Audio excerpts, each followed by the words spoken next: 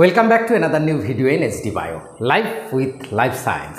আজকের এই ভিডিওটা স্পেশালি যারা মেল নার্সিং করতে চায় বা যাদের পরিবারের ছেলেমেয়েরা ভবিষ্যতে মেল নার্সিং করতে চায় বা যাদের আত্মীয় স্বজন ভবিষ্যতে মেল নার্স নিয়ে ইন্টারেস্টেড আছে তাদের জন্য। দেখা যাচ্ছে সারা ভারতবর্ষে যত দিন যাচ্ছে মেল নার্সিং পড়ার কিন্তু প্রবণতা বাড়ছে। সত্যি যদি তাই হয় তাহলে সত্যিই কি মেল নার্সদের ভালো ফিউচার রয়েছে? কোনো সত্যিই কি মেল নার্সিং পড়ে কোনো লাভ আছে? যদি থেকে থাকে কোনটাতে বেশি আছে, বিএসসি নার্সিং না জিএনএম মেল নার্সিংয়ের ক্ষেত্রে? এবং যদি পড়তেই হয় তাহলে কি কোন কোন কলেজ রয়েছে পশ্চিমবঙ্গে পড়ার জন্য, যেগুলো ডব্লিউবিএনসি বা আইএনসির অনুমোদিত গভর্নমেন্ট কলেজ এবং প্রাইভেট কলেজ, জিএনএম এবং বিএসসি নার্সিং কলেজ, বেস্ট কলেজগুলোর নাম আমি তোমাদের সঙ্গে তুলে ধরবো। তার সাথে কয়টা গভর্নমেন্ট কলেজ, কয়টা প্রাইভেট কলেজ রয়েছে এবং সিট সংখ্যা কত, হোস্টেল ফিস কত, টিউশন ফিস কত, এই সমস্ত তথ্য পাবে। অ্যাডমিশান প্রসেস কিভাবে রয়েছে এবং ফিউচার স্কোপ কোনটাতে ভালো রয়েছে, জিএনএম নার্সিং না বিএসসি নার্সিংয়ের ক্ষেত্রে ছেলেদের জন্য, স্যালারি কত হয় ছেলেদের নার্সদের ক্ষেত্রে, গভর্নমেন্ট স্যালারি, প্রাইভেট স্যালারি, এই সমস্ত এ টু জেড ইন ডিটেলসে তথ্য তুলে ধরবো। ভিডিওটা অবশ্যই শেষ পর্যন্ত দেখো, ভালো লাগলে লাইক করে বন্ধুদের শেয়ার করে দিও। দেখো, প্রথমেই যে ডাউটটা আমাদের আছে, ছেলেদের নার্স করে কি সত্যি কোনো লাভ আছে? দেখো, সারা ভারতবর্ষের সিনারিও বলছে যত দিন যাচ্ছে মেল নার্সিং নেওয়ার কিন্তু প্রবণতা বাড়ছে, গভর্নমেন্ট এবং প্রাইভেট সেক্টরের দুটোই। এর বিশেষ কয়েকটি কারণ আছে। কারণ এতদিন পর্যন্ত এই একটি মাত্র জব, যে জবে কিন্তু মেয়েরা ডমিনেন্ট করেছে, ছেলে নার্স নেওয়ার কিন্তু প্রবণতা কমেছে। কিন্তু বিশেষ কয়েকটি সিচুয়েশানে দেখা যাচ্ছে প্রেজেন্ট কন্ডিশনগুলোতে যে সারা পৃথিবীতে, ভারতবর্ষে নয় পৃথিবীতে, এমনকি ওয়েস্ট বেঙ্গলে কিন্তু মেল নার্স নেওয়ার এবার প্রবণতা বাড়ছে এবং ভবিষ্যতে আরও বাড়বে।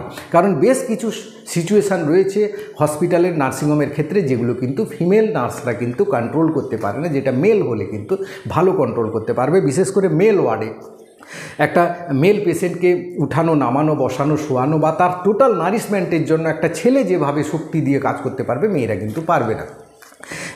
এমনকি দেখো, হসপিটাল বা নার্সিংহোমে তো ছেলে এমন নয় যে মেয়ে পেশেন্ট বেশি ছেলে পেশেন্ট কম, সেখানে প্রায় রেশিওটা সমান, কাছাকাছি সমান। সেক্ষেত্রে কিন্তু মেল নার্স তাহলে ছেলেদের কেন ট্রিটমেন্ট করতে পারবে না বা কেন তাদের দেখভাল করতে পারবে না?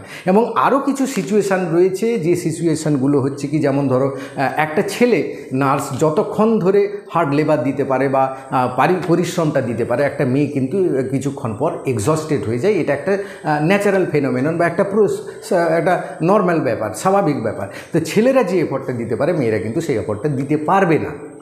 কিন্তু মেয়েদের একটা স্পেশাল ক্যারেক্টারিস্টিক রয়েছে, একটা সাইকোলজিক্যাল ব্যাপার রয়েছে, যে মায়ের মতো যে পেশেন্টকে কেয়ার করবে, সেই জন্য মেয়েদের একটা নেওয়ার প্রবণতা ছিল। কিন্তু এবারে কিন্তু সিনারিওটা চেঞ্জ হচ্ছে। তাই সারা ভারতবর্ষে মেল নার্সদের কিন্তু প্রবণতা বাড়ছে এবং অ্যাব্রডে কিন্তু ভারতবর্ষ থেকে মেল নার্সরাই কিন্তু বিদেশে বেশি করে যাচ্ছে জবের জন্য, সেখানে ফিমেলরা কিন্তু যাচ্ছে না। তাই ফিউচার কিন্তু খুব ব্রাইট রয়েছে যদি তুমি মেল নার্স পড়তে চাও। এবার প্রশ্ন হচ্ছে, যদি পড়ি তাহলে কোন কোন কলেজে পড়ব? দেখো, আজ আমি মেনলি 8টা কলেজে তোমাদের নাম বলবো, যেখানে মেল নার্সিংয়ের বিএসসি এবং জিএনএম এই দুটো কোর্স নিয়ে মোট 8টা কলেজের কথা বলবো, যেখানে কিন্তু এই নার্সিংগুলো পড়ানো হয় এবং সমস্ত কলেজগুলো কিন্তু ডব্লিউবিএনসি এবং আইএনসি অনুমোদিত। তো নো ডাউটলি এই কলেজগুলোতে তোমরা ভর্তি হতে পারবে। তো চলো কলেজগুলোর নাম আমরা এবার দেখে নিই, তারপরে আমি আসবো এগুলোর ফিউচার স্কোপ নিয়ে এবং স্যালারি নিয়ে। দেখো, মেল নার্সের ক্ষেত্রে জিএনএমের ক্ষেত্রে মাত্র দুটো গভর্নমেন্ট কলেজ রয়েছে, যেটা হচ্ছে Ashoknagar state general hospital, north 24 পরগনাতে রয়েছে। এখানে সিট রয়েছে কিন্তু 120টা এবং এটা কিন্তু শুধু জিএনএম করানো হয়। আরেকটি রয়েছে বাঘাযতীন স্টেট জেনারেল হসপিটাল, এখানেও কিন্তু সিট সংখ্যা 120টা, অর্থাৎ দুটো মেল কলেজে প্রায় 240টা সিট রয়েছে, যেটা এবারে সিট সংখ্যা বেড়েছে। এছাড়া বাকি সব কিন্তু প্রাইভেট কলেজ। এবারে যে কলেজটার নাম বলবো সেটা হচ্ছে মেল নার্সিংয়ের জন্য একদম পায়োনিয়ার কলেজ, সেটা রাভেল ইনস্টিটিউট অফ নার্সিং। এখানে জিএনএম এবং বিএসসি দুটোই করানো হয়, যেটা রয়েছে রাজারহাট, কলকাতাতে। এখানে দেখো, জিএনএমের জন্য ফিস পড়বে 5,50,000 টাকা এবং বিএসসি নার্সিংয়ের জন্য ফিস পড়বে 7 লাখ টাকা। টোটাল 4 ইয়ার্স কোর্সের জন্য, এবং হোস্টেল ফি রয়েছে 6,000 টাকা। এখানে কিন্তু হোস্টেল ম্যান্ডেটরি নয়, তুমি বাইরে থেকেও পড়তে পারো, অনেক কম খরচায় হয়ে যাবে, এবং এখানে যেহেতু টিউশন ফিসটা একটু কম। এবার চলে আসি আরেকটি কলেজের কথায়, যেটা care and cure institute of nursing বারাসতে রয়েছে। এখানে শুধু জিএনএম করানো হয় ছেলেদের, 60টা সিট রয়েছে, ফিস হচ্ছে 4,80,000। সিট ফিসটা অনেকটা কম, এটা হচ্ছে টিউশন ফিস, এবং হোস্টেল ফিস রয়েছে 6,500 টাকা। দেখো এবছর যারা পড়বে তারা কিন্তু একটু খোঁজ নিয়ে পড়বে, একটু হয়তো বাড়তে পারে। তারপরে দেখো লক্ষ্মী নার্সিং ইনস্টিটিউট হুগলিতে রয়েছে, সিট রয়েছে 60টা, ফিস রয়েছে 5,50,000 এবং হোস্টেল ফিস 7,500 টাকা পার মান্থ। এবার দেখো জেনেক্স নার্সিং ইনস্টিটিউট, এটা পূর্ব বর্ধমানে রয়েছে, চুঁচুড়াতে।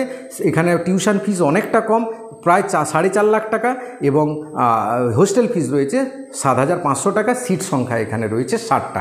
এবার বাকি যে কলেজগুলোর নাম বলবো, এখানে জিএনএম এবং বিএসসি দুটোই করানো হয়। যেমন নালন্দা নার্সিং ইনস্টিটিউট পশ্চিম বর্ধমান অন্ডালে রয়েছে, এখানে জিএনএম খরচ হয় 4,98,000 টাকা, এবং বিএসসি নার্সিংয়ের খরচ হয় 5,98,000 টাকা, আর হোস্টেল ফিস রয়েছে 5,000 টাকা পার মান্থ। হোস্টেল ফিস কিন্তু এখানে কম।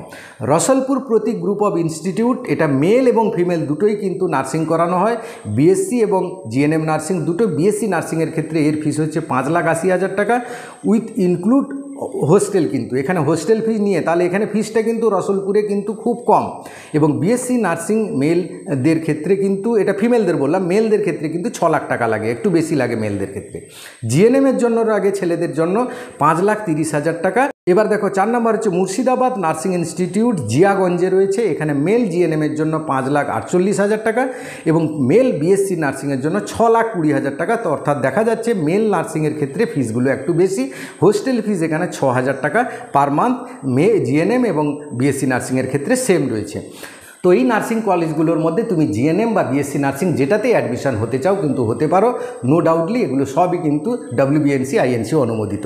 এবার আসি অ্যাডমিশন কিভাবে হবে। দেখো এইগুলোতে অ্যাডমিশন হতে হলে, তোমার গভর্নমেন্ট কলেজে হতে হলে তোমাকে জিএনএম এএনএম দিতে হবে, এবং যেহেতু গভর্নমেন্টের কিন্তু কোনো বিএসসি নার্সিং কলেজ নেই, তাই কিন্তু তুমি ডাইরেক্ট অ্যাডমিশন হতে পারবে যে কলেজগুলোর আমি নাম বললাম, বিএসসি নার্সিং এবং জিএনএম নার্সিংয়ের জন্য। প্রাইভেট কলেজগুলোতে এন্ট্রান্স না দিয়ে ডাইরেক্ট অ্যাডমিশন হতে পারবে। হ্যাঁ, এবার আসি ফিউচার স্কোপ কেমন। দেখো ফিউচার স্কোপ বিএসসি নার্সিংয়ের ক্ষেত্রে বরাবরই ভালো, কারণ এটা 4 বছরের কোর্স, বেশি শিখতে পারবে, এবং এর ফিউচার প্রসপেক্ট কিন্তু এডুকেশনালি লিটারেলি দুটোতেই কিন্তু খুব ভালো রয়েছে। তার কারণ তুমি বিএসসি নার্সিং করার পর এমএসসি করতে পারবে, পিজি ডিপ্লোমা করতে পারবে, দিয়ে তুমি পিএইচডি করতে পারবে। অনেক ফিউচার ব্রড স্পেকট্রাম খুলে যাচ্ছে তোমার জন্য, এবং তার সঙ্গে তুমি টিচার, লেকচারার বা প্রফেসর হতে পারবে। পিএইচডি করে তুমি বাইরে যেতে পারবে। বাইরে গেলে অ্যাব্রোডে প্রচুর ভারতবর্ষ থেকে মেল নার্স যায়, যেটা কিছুক্ষণ আগে বলছিলাম, এবং প্রচুর স্যালারি ড্র করে, 2 লাখ 3 লাখ টাকা পার মান্থ ড্র করতে পারে বাইরে যদি যেতে পারো। তাহলে একটা ভালো সুযোগ রয়েছে কিন্তু মেল নার্সিংয়ের জন্য, অ্যাব্রোড যাওয়ার জন্য, বা ভারতবর্ষে কিন্তু ফিউচার স্কোপ ভালো রয়েছে। এবার আসি স্যালারির কথা। দেখো জিএনএম নার্সিংয়ের স্যালারি ক্ষেত্রে গভর্নমেন্টে প্রেজেন্টলি জিএনএম নার্সিংয়ের জন্য 29,800 টাকা প্লাস 4,000 টাকা হচ্ছে আদার অ্যালাউন্স নিয়ে টোটাল এই স্যালারিটা পাবে গভর্নমেন্টের ক্ষেত্রে। এবং বিএসসি নার্সিংয়ের ক্ষেত্রে প্রায় 37,000 টাকা স্টার্টিং স্যালারি পাবে। প্রাইভেট কলেজে প্রায় 15,000 থেকে শুরু করে 20,000 টাকা ফার্স্ট ইয়ার স্যালারি, প্রথম স্টার্টিং স্যালারি পাবে। এবং কোন ইনস্টিটিউটে তুমি প্রাইভেট জব করছো তার উপর ডিপেন্ড করে স্যালারিটা এখানে ভ্যারি করে, ইনস্টিটিউট ওয়াইজ ইনস্টিটিউট। এবং 3 বছর এক্সপিরিয়েন্স হয়ে গেলে তুমি 25 থেকে 30,000 টাকা বা তারও বেশি অনেকটা কিন্তু ইনকাম করতে পারবে।